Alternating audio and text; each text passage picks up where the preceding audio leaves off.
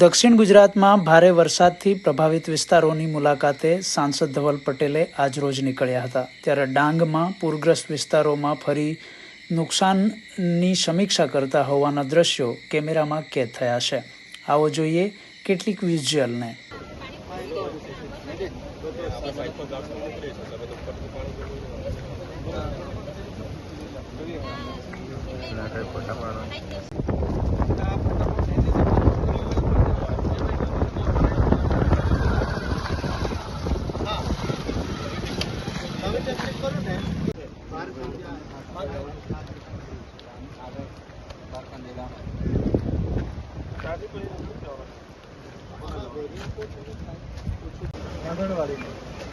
આ ઘરોમાં બધા ઘરો તો એ થઈ ગયેલા.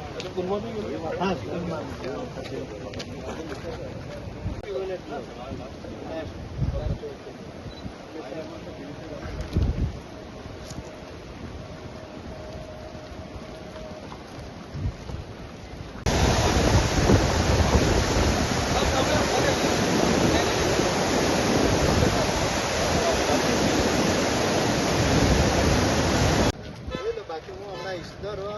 એ લોકો શું છે, થોડા ડ્રીલ કર્યું, બોર કર્યું અને એવી રીતે એ કરેલું છે. અને આ ફ્લડની અંદર સાહેબ એ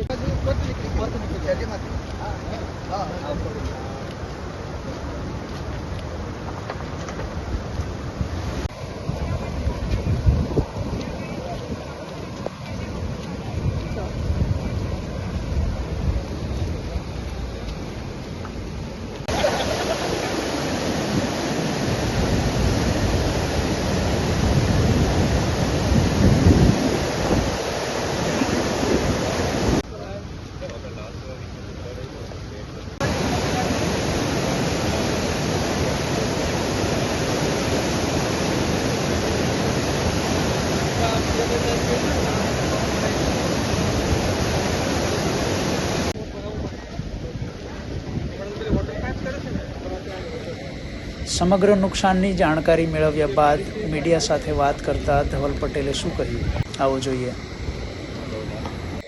જે ગયા વીકમાં પૂરા દક્ષિણ ગુજરાતની અંદર અતિભારે વર્ષાના લીધે જે આપણા નવસારી જિલ્લો, વલસાડ જિલ્લો અને ડાંગ જિલ્લો પ્રભાવિત થયો, એના માટે ખાસ કરીને આજે હું દરેક ત્રણેય જિલ્લાની મુલાકાતે આવ્યો છું. પહેલા વાંસદા તાલુકામાં અલગ અલગ ગામોમાં જઈને લોકોને પણ મળ્યા, રાહત કીટનું પણ વિતરણ કર્યું. એ રીતે ડાંગ જિલ્લામાં પણ જે ગામોમાં પ્રોટેક્શન વોલોને નુકસાન થયું છે, આપણે ગીરામાં પણ થોડું નુકસાન થયું છે, અને બીજી જે પણ પુલો હોય કે બીજા ગામોમાં નુકસાન થયું હોય એનું નિરીક્ષણ કરવા આજે અમે ડાંગ જિલ્લાનો પણ પ્રવાસ કર્યો છે. અને આના પછી અમે વલસાડ જિલ્લામાં કપરાડા, પારડી અને વલસાડ વિધાનસભાની પણ મુલાકાત લઈને ત્યાં પણ લોકોને મળવાના છે. ખાસ કરીને આ મુલાકાતનું કારણ કે અમારી રાજ્ય સરકાર અને કેન્દ્ર સરકાર પૂરી રીતે કટિબદ્ધ છે કે આપણે જેટલા પણ લોકોને નુકસાન થયું છે એ બધા લોકોને વળતર ચૂકવી દેવામાં આવ્યું છે. સાથે સાથે જે ખેતરોમાં નુકસાન થયું છે, દુકાનોમાં નુકસાન થયું છે, એમાં પણ સુરતમાં જે રીતના નુકસાનનું વળતર આપણી સરકાર આપ્યું છે એ રીતનું જ વળતર આ ત્રણેય જિલ્લામાં પણ મળવાનું છે. એટલે અમારી રાજ્ય સરકાર અને કેન્દ્ર સરકાર મારા બધા જ લોકો સાથે ખભેથી ખભે મળાઈને ઉભા રહેલા છે, અને એમની સંકટની ઘડીમાં અમારાથી જે પણ બનતી મદદ થાય એ બધી જ બનતી મદદ અમે કરશું. સાથે સાથે હું 3 દિવસ પહેલા આપણા દેશના ગૃહમંત્રી અમિત શાહ સાહેબ સાથે મળીને પૂરા દક્ષિણ ગુજરાતની અંદર જે વરસાદ પડ્યો એની મેં વિગતવાર માહિતી આપી છે, અને અમિત શાહ સાહેબે પણ ખાતરી આપી છે કે કેન્દ્ર સરકાર જે તે મદદની જરૂર હોય એ બધી જ રાજ્ય સરકારને આપશે.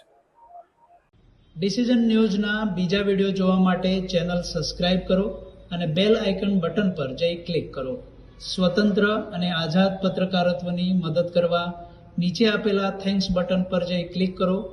મદદની કિંમત નિશ્ચિત કરો અને ડિસિઝન ન્યૂઝની આ સફરમાં અમારા સાથી બનો.